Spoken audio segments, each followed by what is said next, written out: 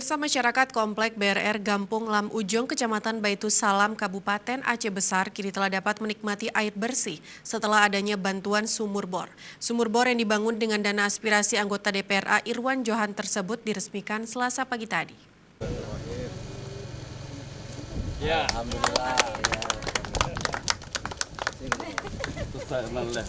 Peresmian sumur bor ditandai dengan pemotongan pita oleh anggota Dewan Perwakilan Rakyat Aceh, Teguh Irwan Johan, yang didampingi oleh Ketua Komisi 5 DPRK Aceh Besar, Mohibuddin Ibrahim, Kepala Dinas Arsip dan Perpustakaan Aceh Besar, Anita Mkes, bersama tokoh masyarakat setempat. Teguh Irwan Johan dalam kesempatan itu mengemukakan bahwa sebagai anggota DPRA, ia memiliki tanggung jawab moral untuk membantu masyarakat yang membutuhkan. Irwan Johan mengaku tahu bahwa masyarakat membutuhkan bantuan tersebut. Dari hasil reses ke Komplek BRR, masyarakat mengeluhkan tidak memiliki sarana air bersih.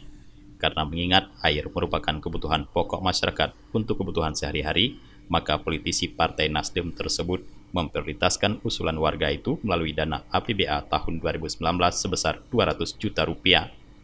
Saya kepada masyarakat di Lam Ujung agar sarana ini bisa dirawat, dijaga bersama untuk kepentingan bersama. Mudah-mudahan ini adalah anugerah yang kemudian yang membawa manfaat bagi masyarakat. Ya. Jangan sampai adanya sarana ini justru membuat masyarakat kemudian nanti mungkin berkelahi berebut air bersih.